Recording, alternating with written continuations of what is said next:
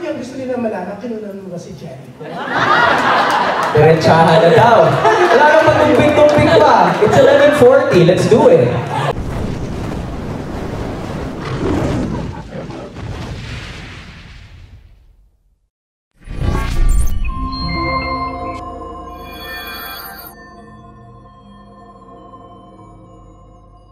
Sir Ronnie, no? As we all know, there are different healthcare providers in the industry today. But how does iCare stand out from the rest?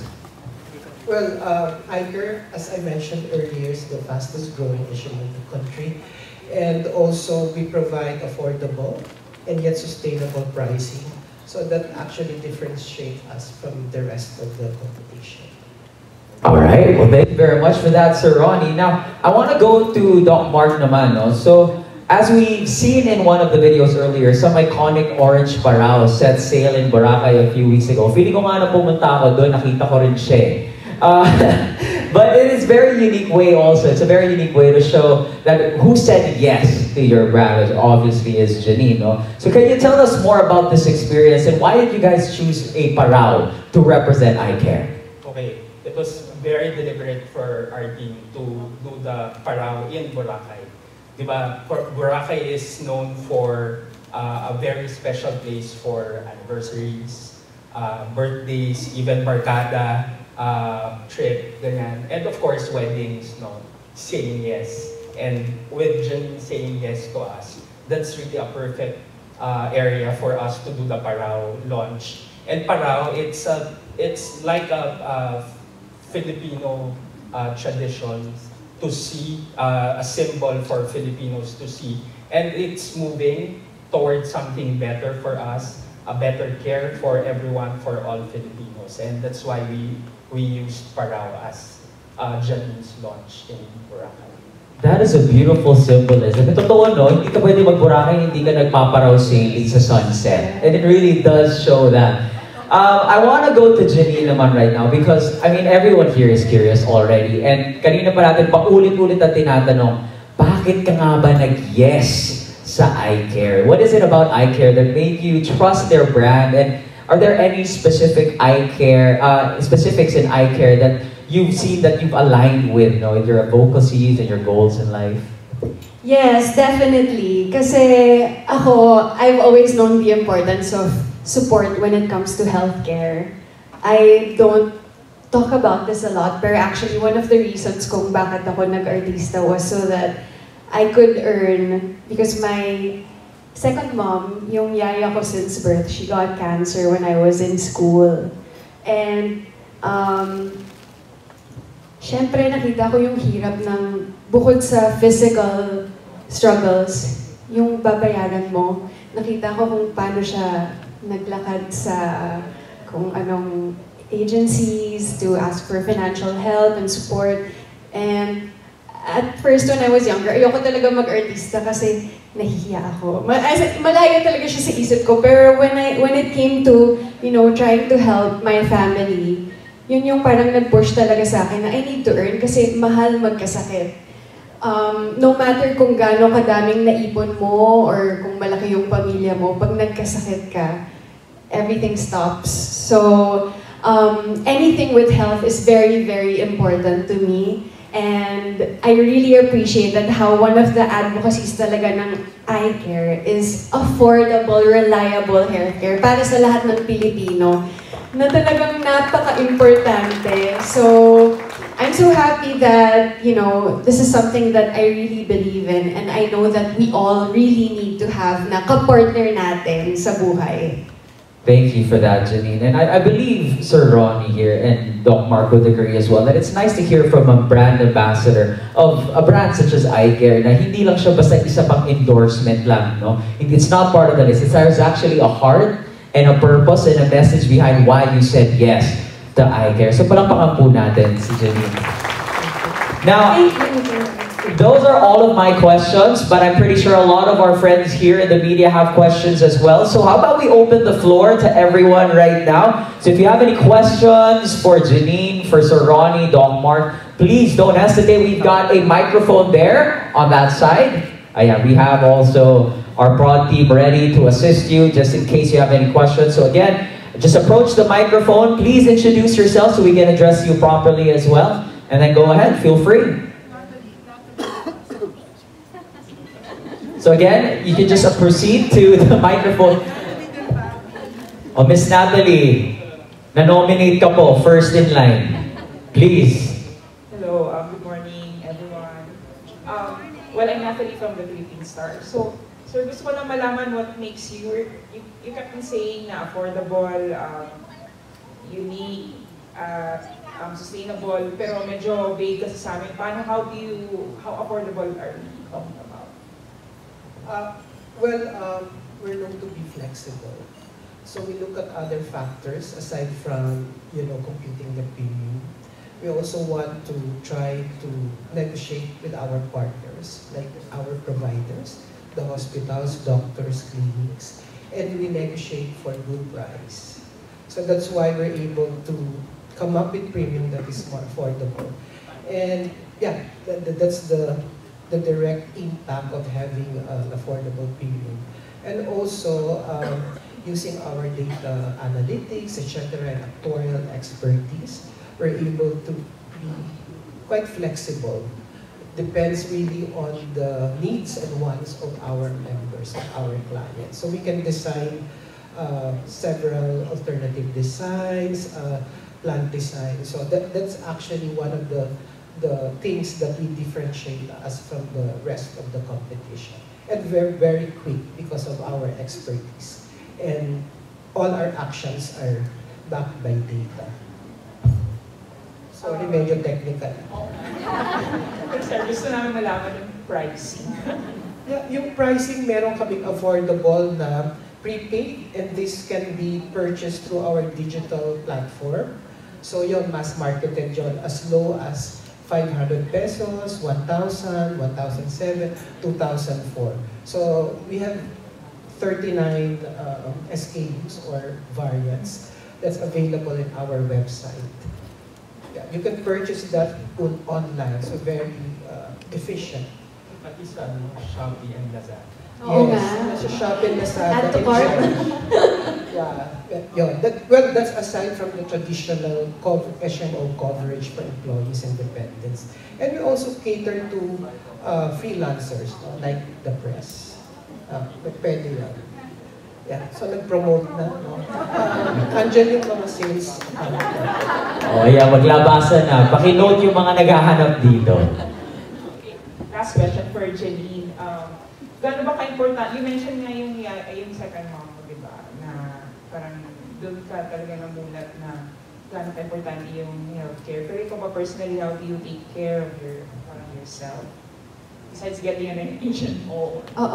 Well, first thing talaga is when I do my yearly parang expenses, HMO talaga. Kasi sometimes no matter how well you take care of yourself, hindi mo talaga maiwasan, hindi mo masabi kung anong pwedeng mangyari. So, I really like encourage everyone to, take the time to get your eye care plan. Kasi at least meron kang peace of mind na, tuloy-tuloy ka sa trabaho, tayong mga freelancer, di ba? Kakaiba yung schedule, lahat tayo, kung ano man ang trabaho mo, nagpupuyat. So, it's really just nice to have that peace of mind na there is that support system that will take care of you whatever happens. So, bukod dyan, I work out.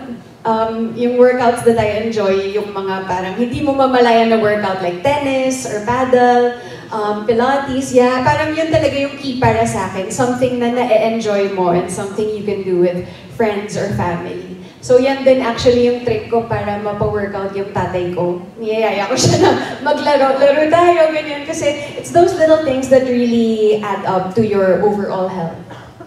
Janine, yayain mo naman kami. Ay, talaga po! Oo nga. Bakit magtugito kaya tayo, no?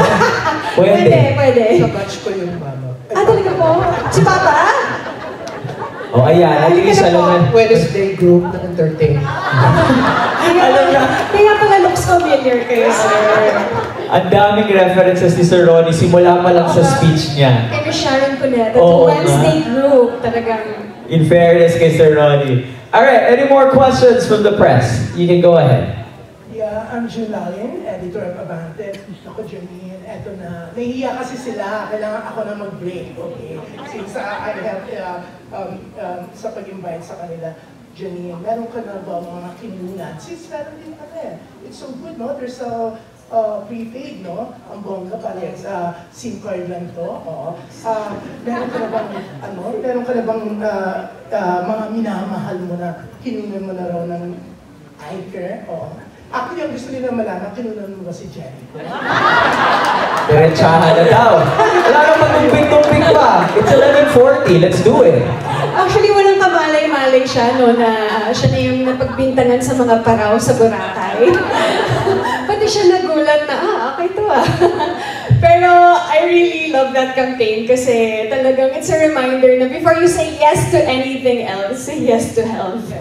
Pero dito June, I actually got na for my whole family. So, including Jericho. Is it actually, hindi pa. Yan ang mamaya. Trabahuhin natin. Noted. Tawagan na natin siya. Pero, I got na for my family. Ate din kasi ako eh. So, apat kaming magkakapatid. And ako talaga yung in charge na bumili ng healthcare para sa kanila. Pero actually, since there are so many choices with the eye care plans, kaya na nila magbayad ng sarili nila. So, so I was able to get for my parents and my 3 siblings. Yeah, it's so nice, no? Ako, I'm getting for my nieces and nephews. I-ano ko muna sila, i-prepaid ko muna, di ba? Yes. Then, siguro I'll get the regular one, but nakita ko talagang okay na okay siya, di ba? Pero etong next na magtatanong, it's Strawberry Tintinag Manila Bulletin. Yeah, tapos susundan siya ni Tessa Mauricio Manila. Okay. Hindi ko na pala kailangan magtrabaho dito, no? Kaya na pala ni Tito June, no? Magandang umaga pa, Robert from the Manila Bulletin. Sir, first question. In terms of coverage, gaano po kalawak ang reach dito and ilan na po ang nag-avail na members ko kaya as of 2025? Well, ang presence namin is nationwide. We have over 50,000 accredited facilities. And our active members so far is almost 800,000. Yeah, and most of our clients are in the shared services and BPO industries and also manufacturing. So medyo bumaba yung average age namin by almost a decade as compared to last year. No? That's one of the reasons why we got Janine, no? Para ka-level niya yung age bracket. And our partners also, magaganda rin katulad niya. Batas. Ayan. Sir, may we know, bakit po orange ang dominant color ng IPL? Okay, so there's a man behind it. So it represents kasi something, a change. Kasi we transitioned from the old corporate colors to orange, and it represents something fresh, something new, and it should stand out amongst the industry players. That's why we chose orange as the corporate color. That's actually the primary reason. Gusto namin maiba sa iba. Dami mong fans, sir. Oo nga, ibenta si Sir Ronnie to everyone here today. For my last question, kay Janine, so anong magiging activities will be the brand ambassador of IPL? So are you going nationwide or how are you going to perform? Oh, exciting! Well, syempre nagsimula sa Boracay and now we have this video that we can share with everyone to really show kung paano siya very accessible for everyone, especially, you know, those who are starting pa lang to work, kung ano ba talaga yung priorities ng isang young adult or young family or actually no matter what age. And yeah, looking forward to making more plans kung saan tayo pwedeng magparaw pa. May paraw pa ba sa ano? Saan pa ba? Siargao. Siargao! Kung walang paraw doon, magpapagawa si Ike ng paraw para doon. Thank you and Thank you. congratulations. Now, speaking of the video, we'd also like to thank Digitank as well for that wonderful, wonderful video. All right, more questions from our friends from the media. Hello, good morning. Tessa Mauricio Ayala po from the Manila Times. Doc Mike, just earlier in the VTR, I know it was mentioned that there's backing from some Singaporean investors, I believe. Pero was iCare really founded for the Filipino in 2018? Dito lang po ba ang iCare? It was actually established in 1991. 1991. Back then, we were the wholly owned subsidiary of Insular Life, one of the biggest domestic life insurance companies in the Philippines, 100% yun. And at the time, we're not really into the mainstream. So, iCare was established to serve the captive market of InLife. And in 2018, so they changed the business model, and we started entering into the employee benefit, the mainstream.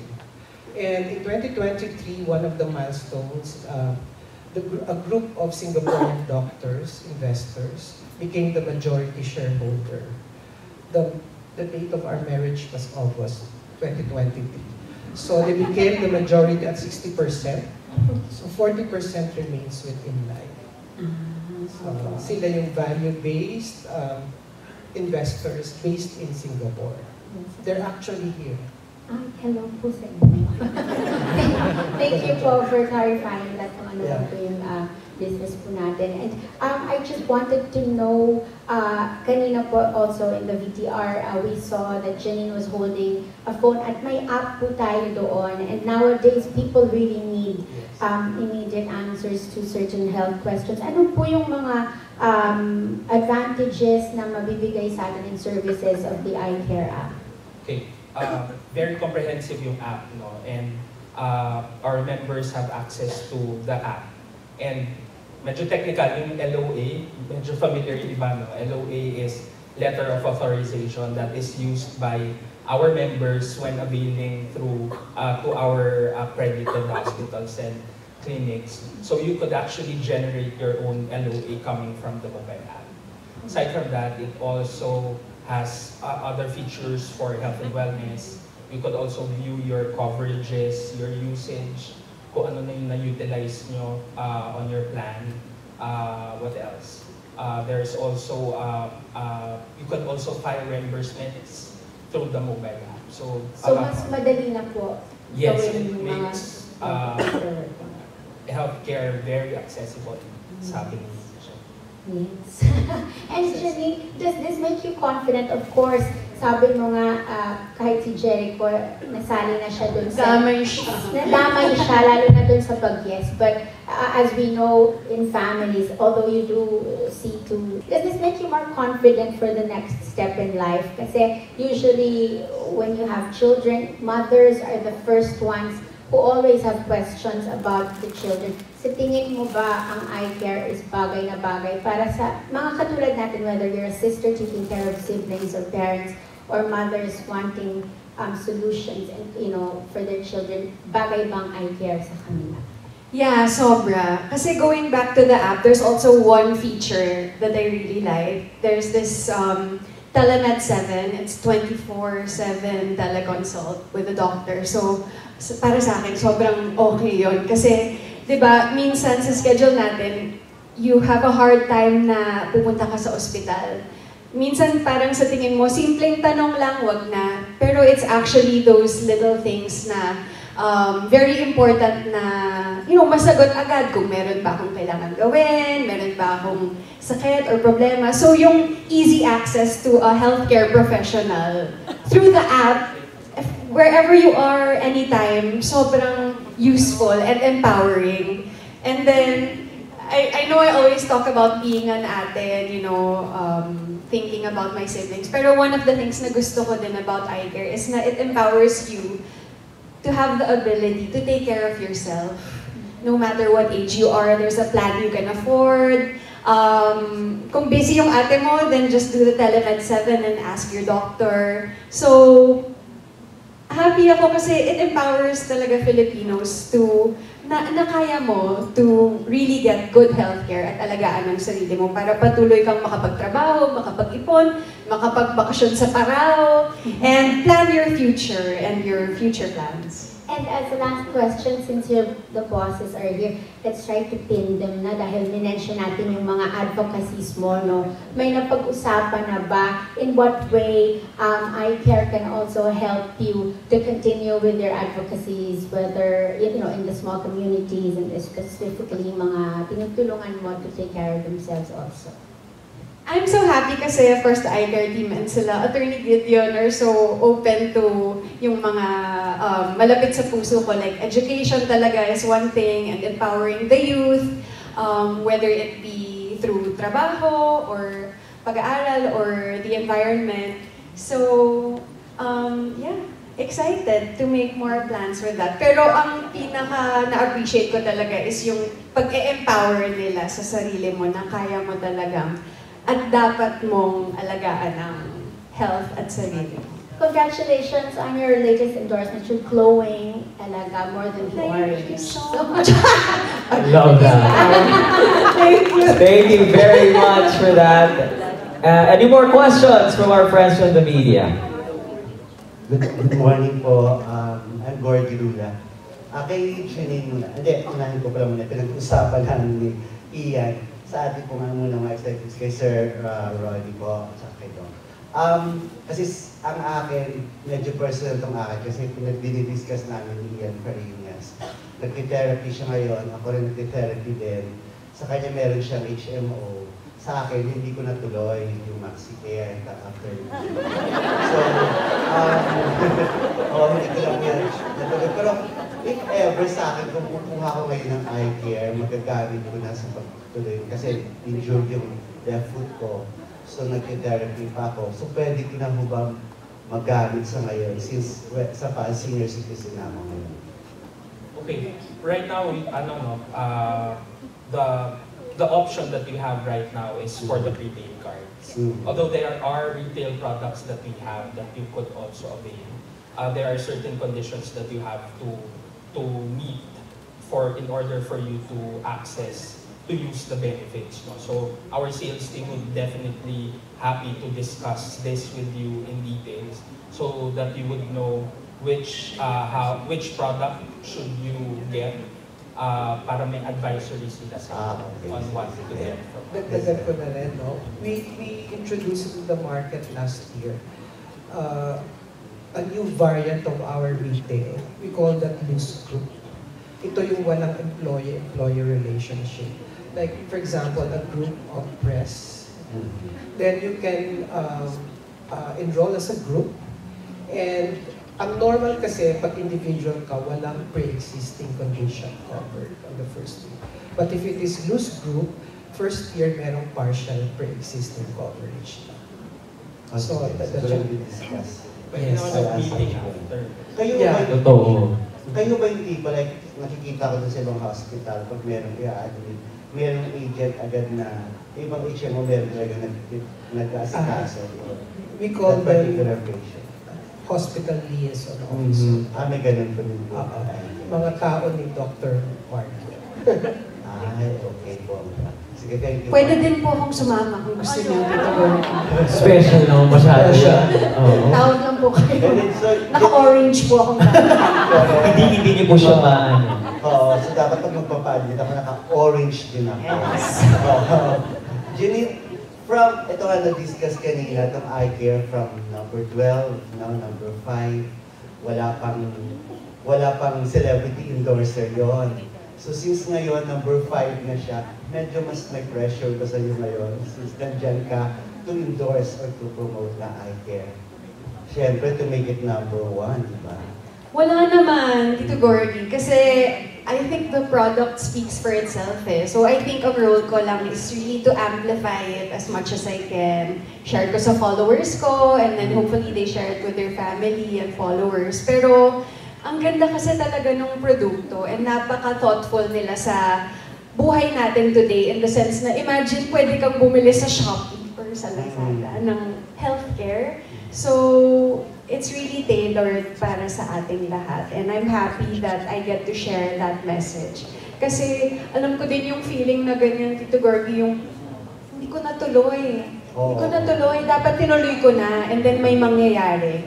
So thank you din for sharing that kasi talagang lesson para sa ating lahat na Maraming ganun yan. kapag hindi mo prioritize, baka bigla mong hanapin. So, now's the time talaga to really get that plan for you. Oo, so tama. Since that banggit mo rin kanina na priority mo rin ng prestige mo, lalo na ngayon na eye care ka na. In a way ba napapag-usapan din niyo ni Jericho na sa mga plans ninyo na dapat for our future kung ano man, kung magkaroon na kayo ng family or diba? Na dapat prioritize din natin ang eye care. Na-discuss na rin ba ninyo yung mga ganang klase? Ang bilis ng pangyayari. Talagang pinigil ko raw. Medyo na-win lang ako, bilis eh. Oo. Actually, andito po siya. Uy! Charot. Yun. Well, Nasa plano niya, di ba? Of course. Kung ano man napapag-usapan. well, health talaga napapag-usapan namin. Kasi with our work, yung trabaho, di ba, medyo physical, puyatan, and emotional din also. So, talagang puhunan namin yung health eh. And tayong lahat naman ganun. So, palagi talaga namin pinag-uusapan yung health and how to be healthier. Whether it be check-ups or, you know, para sa pamilya namin. Ako, dati sa mga lola ko, yun talaga yung nasa isip ko. So, health is really so important to me. And I'm happy to have a partner in health. Aside from eye care, na talagang pareho ng priority sa akin. Alright. Lastly, Janine, I don't know kung member ka ng actor, no? Pero pwede mo sigurong kung anong message mo sa lahat sa group, sa movie industry, sa entertainment industry, na siguro dapat din talaga na magkaroon ng HMO lahat, may mga grupo, DGPI, Actors Guild, ang speed, di ba? Parang plano yata ni Salve Asis na eye care ng lahat ng members ng SPEED, mga entertainment editors. So, pro-prepaid daw sabi ni Julia. So, okay ba sa'yo? Dapat may ganun talaga lahat sa ating industry.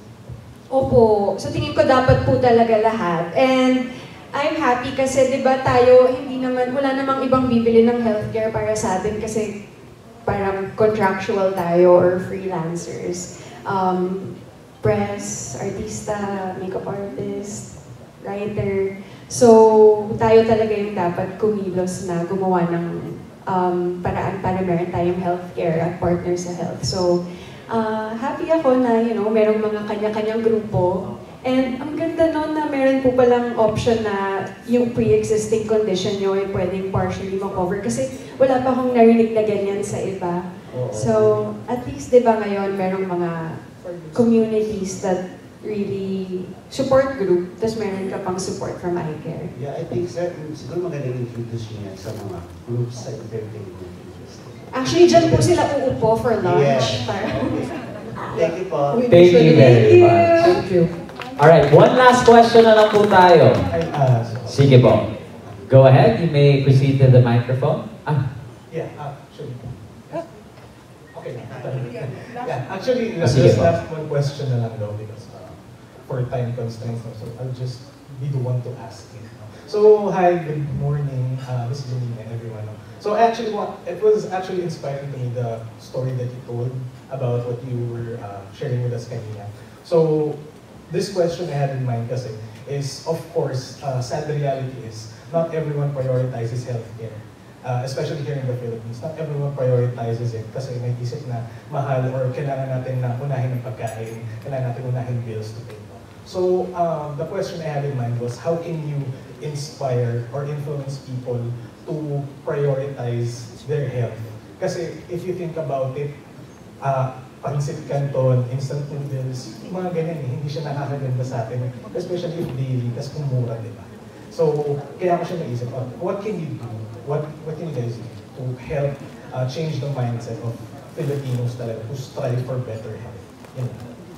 Okay, siguro ako, speaking as a doctor, well, we take care of your health and the range of services, not just the products, the services that comes with our products, fit yan para sa mga Pilipino. And true na mas more, kung isipin mo, ang mura nung pancit canton, mura yung junk foods, and that fills the stomach of the Filipinos na mahirap. But yung peace of mind ko naman na if there's an emergency, an accident that you encounter, yon kayang ma-address yon, give you a peace of mind na, well, kung ano man mangyari sa akin, merong masasagot yung expenses ko kasi it's more expensive than paying it during your confinement. So, yung mga prepaid products sa amin are excellent help for Filipinos. Yeah, one of our advocacies is to increase awareness of the importance of health, especially among the masses. And we're quite grateful because we have Janine, because we can use her to spread our message to the untapped market. Alright, thank you very much. Alright, I think we have one last. Sige ma'am. One last question po tayo, then we wrap. Nga, very strong kasi message ni Janine on empowering ourselves to take care of ourselves. Tama siya, no, na minsan you have to help yourself. Walang iba, huwag mong iasa sa iba na meron namang magbabayad para sa akin if ever that I encounter an accident or I get an infectious illness. So get that peace of mind, get the help that you deserve, and get a partner like iCare, and please yes to iCare. Thank you so much and congratulations. Alright, thank you very much. Once again, palakpakan po natin Ms. Janine Gutierrez and of course Sir Ronnie and Doc Mark. We have one more. Alright, sorry. Before we proceed to the photo op, we have one last question from the media.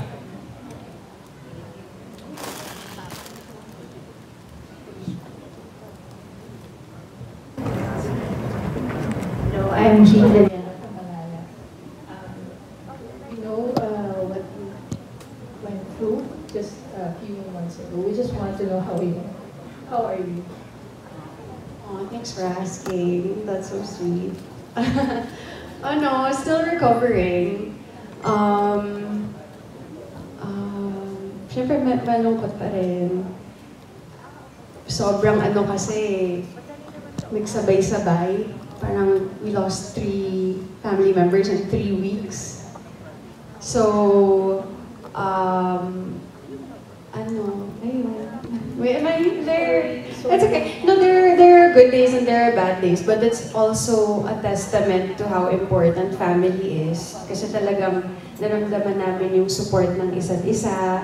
Actually, medyo parang kinakabahan ako kanina coming here to St. Luke's because my uncle was here in the ICU here, so parang medyo fresh pa. Pero I guess it's also part of my message din na, you know, you never really know what's gonna happen. And no matter how prepared you think you are, it's so important to have people to rely on na masasandalan mo. Para kung hindi ka okay today, hindi sila yung haharap sa tao today. Or kung may tanong ka, I mean, I'm so grateful to doctors and to healthcare kasi napakalaking bagay. It's really life or death sometimes. So, parang, parang yun na yata talaga yung message ko sa mga tao now na, you know, really take care of your health and live life to the fullest and always find the best partner. Parang at the end of the day, it's really the people around you na talagang makakaangat sa'yo in times of need. I'm sorry, but you know, we're sorry for your loss and send all our love to you and your family. Thank you very much. And we appreciate you, Janine. I know it was hard for you to be here, but thank you so much. Thank you. Once again, palakpakan I'm so happy to be here. Thank you so much. Thank you. Janine, Sir Ronnie, and Doc Mark, please,